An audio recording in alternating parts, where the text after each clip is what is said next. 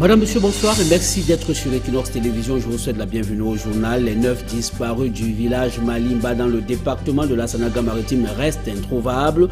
On est sans nouvelles de ces 9 enfants depuis bientôt une semaine. Les populations locales sont aux abois.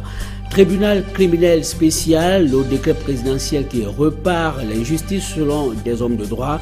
Retour sur la décision du chef de l'État camerounais qui permet désormais à tous les détourneurs de fonds publics de restituer le corps du délit. Économie du texte et débat dans la seconde partie de ce journal. Madame, Monsieur, je vous retrouve dans un très court instant pour les détails.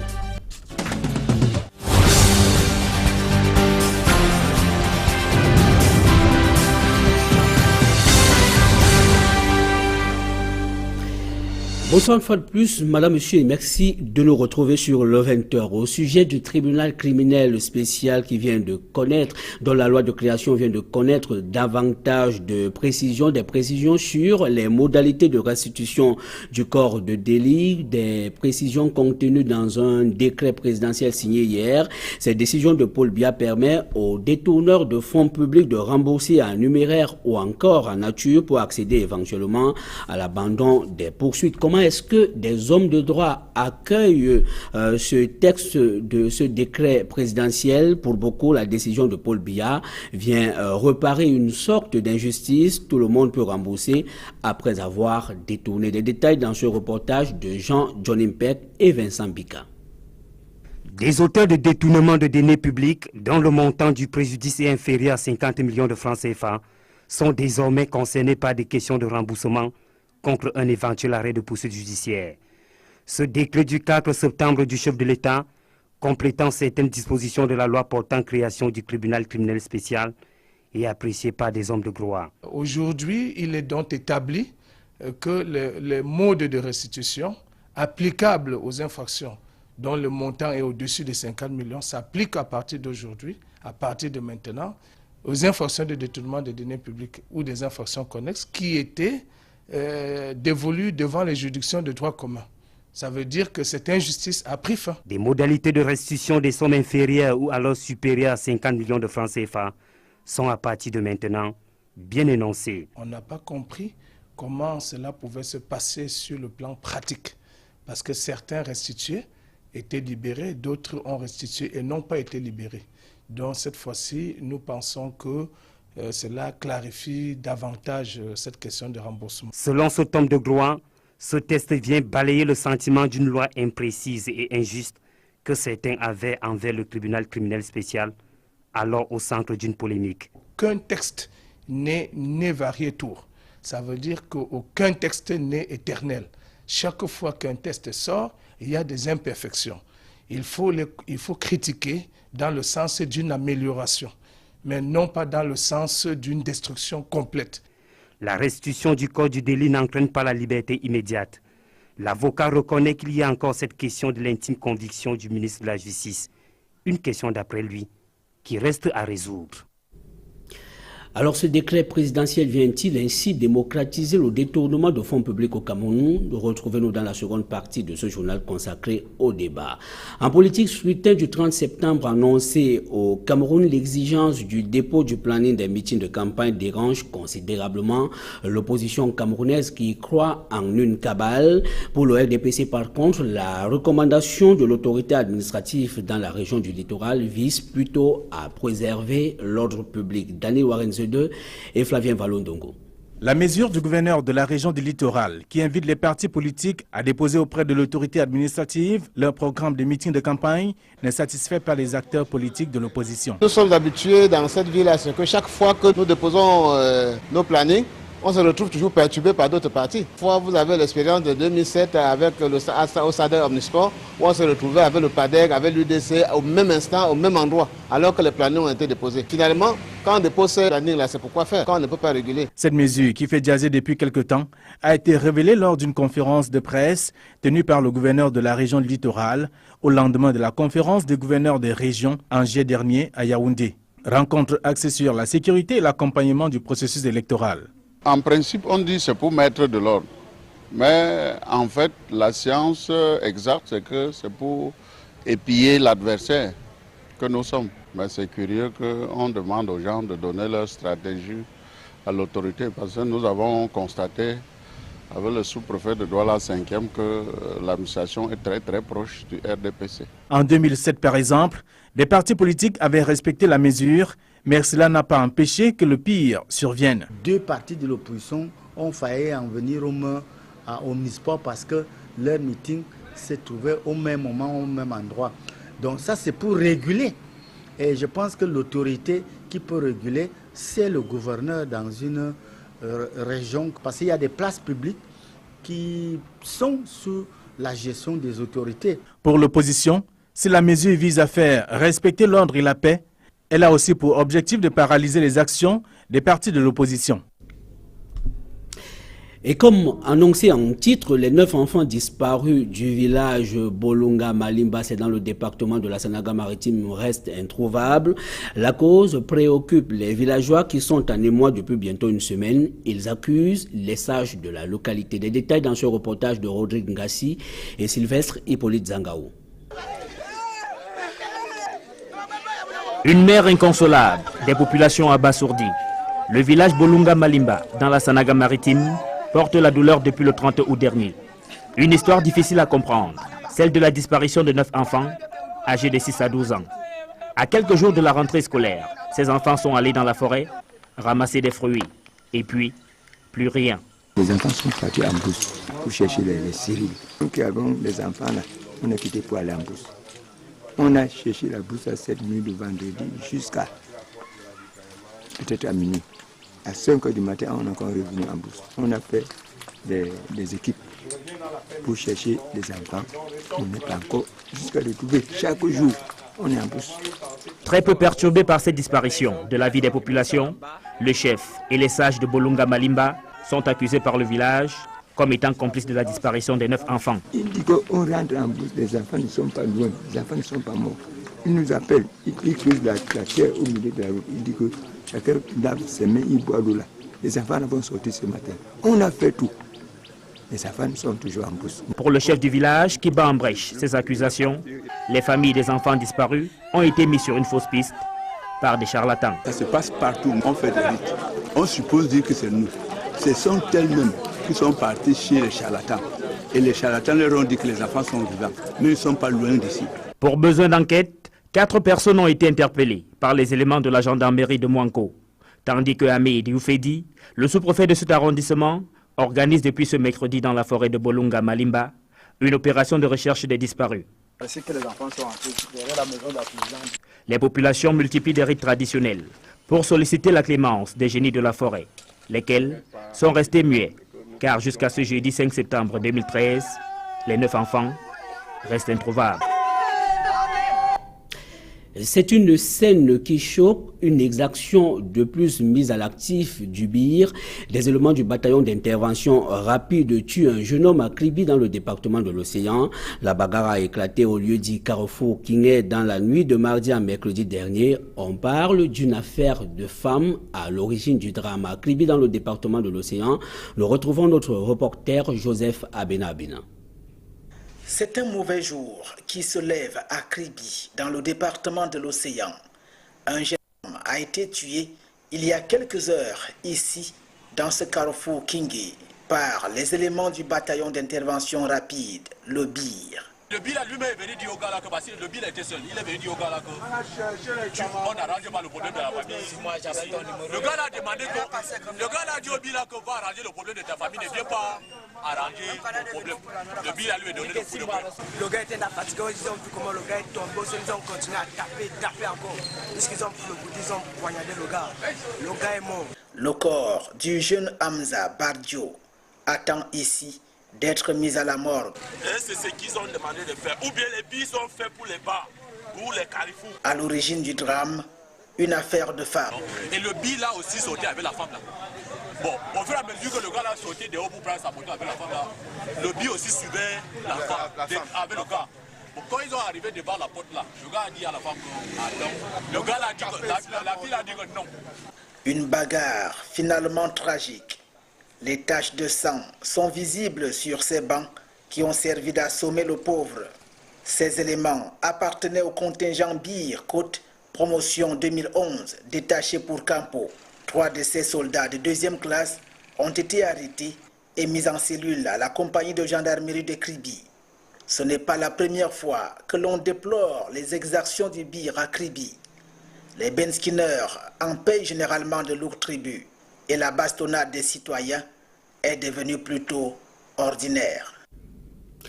Un cliché manifestement qui fait mauvais exemple. Des fournitures autres tenues scolaires saisies à Yaoundé, la capitale politique du Cameroun, c'est la moisson des contrôles inopinés initiés par la délégation régionale du commerce pour le centre.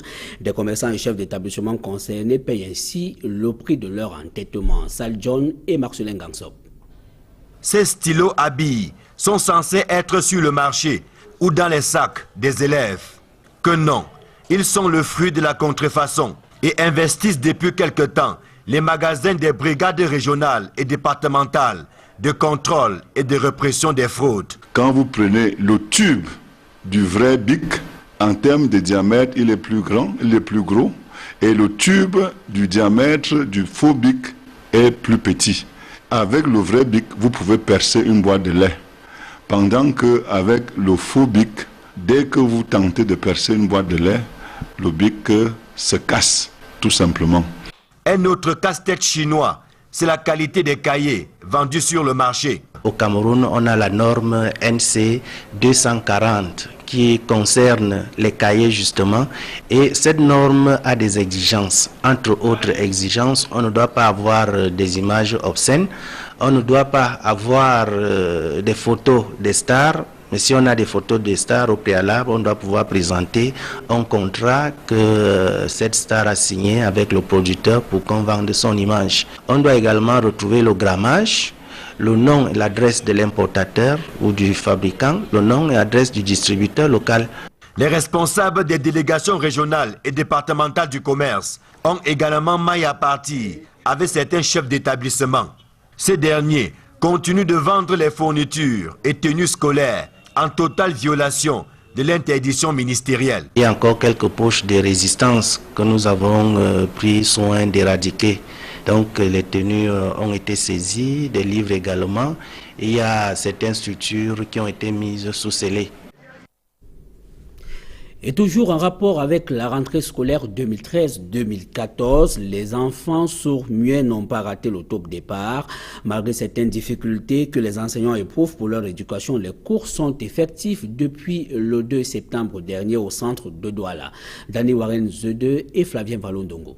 Yondot Eclair est une jeune maman. Son fils Yemeli, âgé de 3 ans, est sourd-muet. Cet état n'est pas un handicap pour elle. Un enfant, non. Il est comme tous les autres enfants. Pour moi, il n'y a pas de différence. La seule chose qui lui manque, c'est la parole. Il est même plus intelligent que les enfants qui parlent et qui entendent. Princesse sourde-muette, elle aussi, est âgée de 5 ans. Elle effectue ses premiers pas dans la rééducation. Ses progénitures, comme bien d'autres, présents dans ce centre de rééducation des enfants sourds-muets de Nouvelle-Douala, constituent une épreuve pas facile pour les encadreurs. Le sourd, il entend avec sa peau, il entend avec ses yeux. Je ne peux pas vous décrire ça. En longueur de journée, une journée suffit pour qu'il capte au moins 10 signes. Et il s'y met. Pour écrire, c'est un peu difficile, mais puisque nous commençons par son propre nom, quand il réussit, le reste coule. Il peut dire maman en montrant les cheveux ou les seins. Mais à l'école, ce n'est pas ça. C'est du côté droit, on touche le côté droit, c'est maman. Mais à la maison, il peut toucher les cheveux ou les seins pour dire maman. Ici, les cours sont effectifs depuis le 2 septembre. Jour de rentrée scolaire au Cameroun. Au quotidien, les enseignants s'activent à transmettre le savoir à travers la démutisation, qui est l'art de corriger la parole afin de mettre un son. Une pratique qui peut s'avérer fructueuse dans le cas où l'enfant est pris en charge à bas âge. Quand l'enfant arrive comme le petit là, on a de fortes chances de récupérer cet enfant. L'enfant est encore facilement manipulable. Il se laisse faire. Et que devient le projet d'appui à la réforme de l'enseignement technique et de la formation professionnelle dans les établissements pilotes? À Kribi, dans le département de l'Océan, l'hôtel d'application inauguré l'année dernière par le ministre camerounais des enseignements secondaires se trouve dans un piteux état. Reportage de Joseph Abena. Voici l'hôtel d'application du lycée technique de Kribi et les 3 ateliers initiés depuis 3 ans par le projet d'appui à la réforme de l'enseignement technique et de la réforme professionnelle. Alors que les travaux des ateliers piétinent, l'hôtel avait été inauguré l'année dernière par le ministre en charge des enseignements secondaires. L'établissement vieillit déjà avant même d'être opérationnel. Ça devait déjà commencer à être opérationnel, autant que pour moi. Donc jusque-là, on voit les murs sont déjà gâtés. On ne sait le pourquoi, le dedans est avec des herbes remplies dedans. Comme établissement pilote, le lycée technique de Kribi avait bénéficié d'une filière hôtellerie et tourisme. Mais rien n'est jusqu'ici mis en application. Quel va devenir ce bâtiment à un moment aussi important, aussi crucial que celui-ci, qui est celui de la rentrée scolaire, où on pouvait espérer voir ce bâtiment démarrer. Lorsqu'on regarde globalement la situation du tourisme dans l'océan, on se rend compte que les métiers de la cuisine, les métiers du service, sont des métiers qui sont extrêmement demandés vu le potentiel des structures qui existent ici, vu le nombre d'hôtels qui existent. Ce sont des métiers qui auraient pu permettre que des jeunes sortis de là puissent aller avoir du travail. Le projet a pourtant prévu de nobles objectifs. Créer les conditions institutionnelles d'un système de formation efficace et contribuer à l'amélioration de l'adéquation entre la formation et l'emploi. Et pas en reste le Centre national de jeunesse et sport de Tchang à l'ouest du pays qui a mal à ses infrastructures. C'est malheureusement dans ce contexte que ce centre de formation vient de livrer sa 40e promotion. C'est au total 112 lauréats qui ont reçu leur parchemin. Je vous propose les détails de cette cérémonie dans ce reportage signé Leclerc Tchaken et Nadine Yambou. Voici une nouvelle vague de professionnels de l'éducation physique et sportive qui devront faire face au marché de l'emploi. Ils ont été formés aux différentes pratiques sportives et pédagogiques. Une formation qui n'a pas du tout été facile. La formation, elle a été vraiment très rude, très difficile. Donc nous avons eu beaucoup de difficultés. Donc entre autres, nous avons eu des accidents comme elle a raconté tout à l'heure. Et nous avons le problème d'infrastructure qui a été évoqué tout à l'heure par monsieur le directeur. Au cours de la cérémonie de sortie, le staff administratif n'a pas manqué de porter ses doléances au pouvoir public. La représentante du ministre des Sports et de l'Éducation physique a quand même fait des promesses. En ce qui concerne les écoles de formation, le constat est celui qu'on a fait. Nos établissements devraient avoir un petit relooking, si je pourrais emprunter le mot, parce que les exigences de la pédagogie moderne, la recherche de la performance, compte tenu du fait que les CNAGES sont le premier niveau de création de la performance, on devrait revoir les infrastructures et même la pédagogie qui se fait. Créé en 1950, le CNAGES de Tchang n'a plus jamais lancé de concours depuis près de 3 ans. Et de la santé dans ce journal, la guerre contre la fièvre jaune se poursuit dans la région du littoral. La campagne de lutte contre cette maladie vient d'être lancée à Nkongsamba dans le département du Mungo. L'objectif étant de vacciner au moins 92% de la population de cette localité. Cyril Djemba et Nadine Yambou. Ce geste aussi anodin peut sauver des vies. Ce vaccin vise à prévenir la fièvre jaune, une maladie qui a déjà fait des victimes en Nkongsamba. Le gouvernement a engagé une campagne de vaccination contre la fièvre jaune après qu'on a signalé une épidémie qui est en cours. Ce matin, la haute autorité départementale, le préfet du Mungo, a procédé au lancement de cette campagne en Nkongsamba. Et pour vous dire, j'ai été parmi les premières personnes à courir vers ces personnes qui administrent ces vaccins. La fièvre jaune, encore appelée vomi noir, se transmet par des moustiques. Elle est l'une des causes des maladies hémorragiques dans plusieurs pays. Qui, lorsqu'elle n'est pas prévenue, peut causer de très gros dégâts. Comme nous le savons très bien, les choses. C'est dit lorsqu'il y a des résistances, lorsqu'on n'arrive pas à bien traiter cette maladie. Quand on n'a pas pu s'en prémunir, finalement on pense aussi là, on confond les malades de la fièvre jaune aussi bien. Donc, de peur d'être confondus aussi bien. Selon les statistiques, 34 pays africains sont touchés par la maladie. Au Cameroun, on dénombre plus de 100 personnes atteintes par le virus. Cette campagne de vaccination contre la fièvre jaune vient à point nommé pour faire face à la maladie. Tel qu'on a défini au niveau central, c'est vacciner au moins 92% de la population du district de santé de Nkonsamba, à l'exception des enfants de moins de 9 ans, des femmes enceintes et des malades très gravataires. Cette action de prévention devrait s'étendre sur les 13 districts de santé du Mungo, du Nkam et de la Sanaga-Maritime. Durant 6 jours, les équipes vont sillonner les marchés et quartiers pour administrer le vaccin.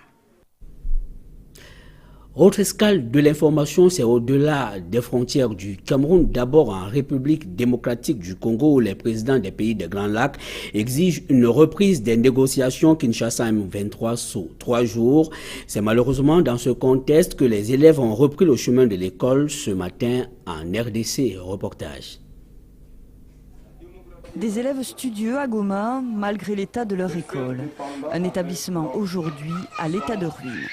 C'était le jeudi, vers 16h30, qu'il y a une arme lourde. Il y avait tir d'une arme lourde qui est tombée dans nos installations. Des bâtiments de l'Epeluberizi et a détruit 4 salles de classe complètement détruites et d'autres sont endommagées. La rentrée scolaire a bien eu lieu dans une partie de la République démocratique du Congo, sauf ici, dans la province du Nord Kivu. Il y a quelques jours, l'armée congolaise lançait une offensive pour repousser les rebelles du M23 qui menaçaient Goma. Si aujourd'hui la ville semble reprendre vie, accalmie et sécurité demeurent très précaires. Nous demandons aux autorités qu'ils puissent nous aider à reconstruire notre école. Reconstruire une école, aussi et surtout bâtir un avenir. C'est l'espoir légitime des habitants de cette province minée depuis trop longtemps par la guerre entre rébellion et pouvoir. Une rébellion soutenue par le Rwanda et l'Ouganda voisins accuse le pouvoir congolais. Justement aujourd'hui en Ouganda, chefs d'État et de gouvernement de la Conférence internationale des Grands Lacs se penchent sur la crise congolaise. Marie Robinson, dépêchée par l'ONU pour ce sommet, s'est montrée mercredi positive. L'envoyé spécial des Nations Unies pour la région veut croire au succès de cette réunion qui tente une énième médiation. Et cette note, en Égypte, Mohamed Ibrahim survit à une tentative d'assassinat. Il a échappé à l'explosion d'une voiture piégée. Le ministre égyptien de l'Intérieur a supervisé la répression visant les partisans du président déchu Mohamed Morsi. Les frères musulmans condamnent cet attentat. Le gouvernement égyptien promet des sanctions sévères contre les auteurs de cet acte. De l'information publicitaire dans ce journal pour refermer la première partie de cette édition. La Fondation Orange Cameroun octroie un chèque de 15 millions de francs CFA à l'association des femmes de la même entreprise pour permettre à cette dernière de venir en aide aux couches vulnérables, notamment dans les domaines de la santé et de l'éducation. Reportage. 15 millions de francs CFA octroyés à l'association des femmes d'Orange Cameroun pour être utile là où le besoin est présent, notamment dans les domaines de la santé et de l'éducation. La Fondation Orange Cameroun a dit oui à la main tendue par cette association en lui remettant officiellement le chèque. Une tradition pour la Fondation qui parcourt les 10 régions du Cameroun pour répondre favorablement à l'appel des populations. Ainsi, la Fondation Orange aide à la communication lorsque le handicap la rend difficile et facilite l'éducation et la formation professionnelle là où les conditions sociales font obstacle. Nous l'avons remis à l'association des femmes d'Orange Cameroun qui elles-mêmes en feront la meilleure utilisation. Mais il se trouve que j'ai quand même une petite idée. C'est un rendez-vous qui est devenu une tradition pour chaque rentrée scolaire, d'apporter notre soutien à l'association AdForce pour la rentrée scolaire. Et nous savons que ces montants seront utilisés pour aider des milliers de jeunes Camerounais à rentrer à l'école, des milliers de jeunes Camerounais qui n'auraient pas pu payer leurs droits d'inscription, qui n'auraient pas pu avoir leur cahier, qui n'auraient pas pu avoir leur sac, qui n'auraient pas pu avoir leur manuel scolaire et qui, grâce à ces fonds, nous l'espérons, pourront démarrer leur rentrée scolaire dans les meilleures conditions. Pour nous, c'est quelque chose de primordial, c'est vraiment très très important. Sur le terrain depuis 2009, La Fondation Orange Cameroun, dans le domaine de l'éducation par exemple, a donné l'accès à l'éducation de base aux enfants défavorisés et procède à la construction des latrines et la fourniture d'eau potable dans les écoles. Une série de réalisations saluées par Mireille Levent, le secrétaire général de la Fondation Orange France. C'est des activités qui sont menées en proximité avec les populations. Je crois que ça c'est très important pour nous côté Orange parce qu'on veut être en proximité. L'autre point c'est que c'est des activités très concrètes qui ont comme objectif d'améliorer l'éducation, d'améliorer la santé des populations. Pour nous c'est majeur. L'attention particulière qui est portée aux femmes est aussi essentielle pour nous puisqu'on croit beaucoup que la situation de la femme permet un meilleur développement social, un meilleur développement d'un pays. L'Association des femmes d'Orange Cameroun, bénéficiaire de ce chèque de 15 millions de francs CFA, trouve une motivation supplémentaire pour venir en aide aux personnes qui sont dans le besoin. Ça nous permet d'aller encore plus loin et je dis merci à la Fondation Orange, merci à la Direction générale d'Orange Cameroun qui a bien voulu nous soutenir. C'est ça qui a fait que la mission soit aujourd'hui une réalité. Dans son programme d'aide à la scolarisation, la Fondation Orange prend en charge près de 3000 enfants issus de familles démunies ou des orphelins, soit une prise en charge scolaire pendant cette année pour les plus petits. En santé, à l'actif de la Fondation Orange figure le programme de renforcement des capacités des non et malvoyants, auxquels s'ajoutent des dons annuels de tablettes, cannes blanches et autres outils à travers des structures d'encadrement dans les 10 régions du Cameroun. Excepté la cécité, l'action de la Fondation Orange en santé s'articule également autour de la surdité. Madame, Monsieur, c'est la fin de la première partie de ce journal. Merci de nous retrouver dans la seconde manche consacrée au débat.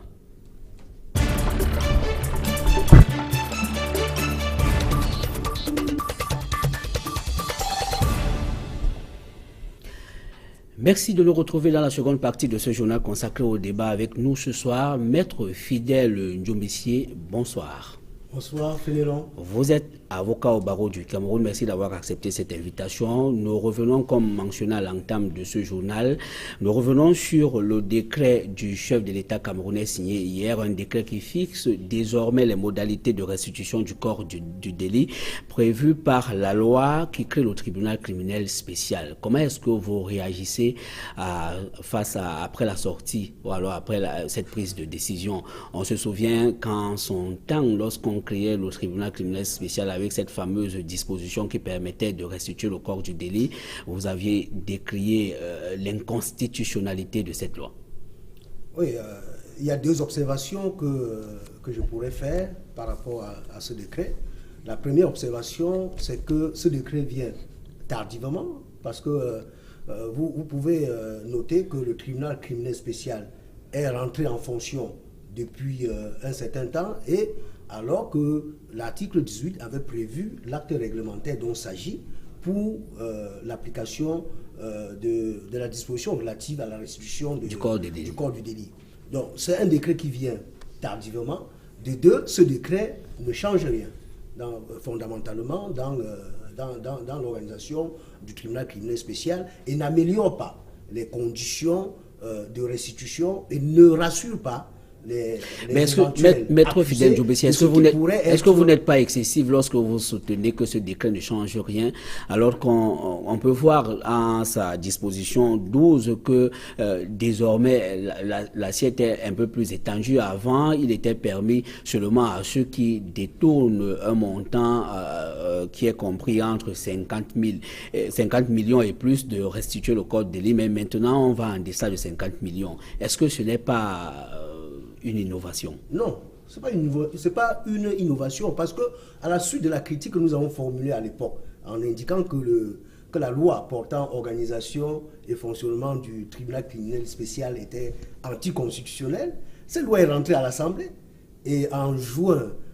2012, elle a été révisée pour remettre tout le monde au même pied d'égalité, c'est-à-dire ceux qui détournent plus de 50 millions et ceux qui détournent moins de 50 millions. Non, ce décret ne vient pas changer ce qui a été déjà décidé. Donc, je disais que c'est un acte réglementaire qui a été prévu par l'article 18 s'agissant de modalités de restitution. Et lorsqu'on lit le décret, on constate que le décret ne relève que la nature de l'objet, c'est-à-dire du corps du délit qui peut être remboursé, qui peut être en rémunère, en rémunéré ou en nature. C'est-à-dire en numéraire, si on restitue l'argent qui a été détourné, ou alors en nature, lorsqu'on restitue à titre compensatoire un bien immeuble ou un bien immeuble ou un bien immobilier. C'est-à-dire, si on réclame à un accusé, par exemple, 100 millions, et qu'il a le cash, il peut restituer.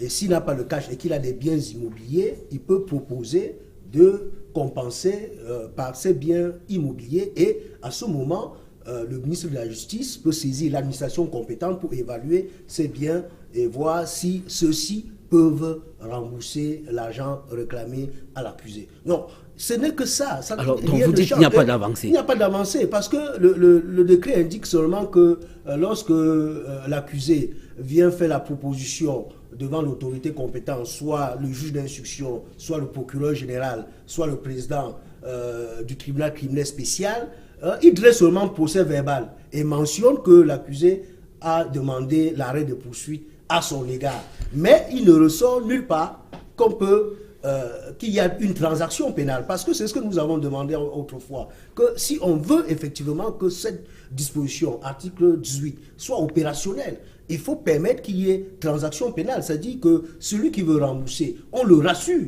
qu'il sera libéré. Voyez-vous le cas après avoir remboursé. Après avoir remboursé, il faut qu'on le rassure. Mais jusqu'à présent, dans ce décret, on ne le rassure pas. La personne ne sera pas rassurée, et donc que la personne n'est pas rassurée, elle ne peut pas aussi être encouragée à rembourser. Vous avez vu maintenant le feuilleton qui anime les médias, en ce moment le cas d'Adama, Madame Adama, qui a remboursé plus de 250 millions, mais qui est jusqu'à présent... Qui est maintenu dans les liens de la condamnation, de la prévention. Oui. On attendrait qu'après ce remboursement, que le ministre de la Justice demande à monsieur le procureur général d'arrêter les poursuites. Mais encore, il reste dans ce texte que le ministre de la Justice peut. Non, il y a faculté. Il y a une faculté. Donc, il a encore des prérogatives. Ça relève du pouvoir discrétionnaire. Ça relève du pouvoir discrétionnaire et ça peut ouvrir... Du ministre de la Justice, garde des Sceaux. Oui, et ça peut ouvrir des voies à tout acte arbitraire. Et donc, ce sera la justice peut-être à la tête du justiciable. C'est-à-dire, si votre tête ne lui plaît pas, il dit non, même si vous avez remboursé, je vous maintiens. Il faut qu'on soit clair.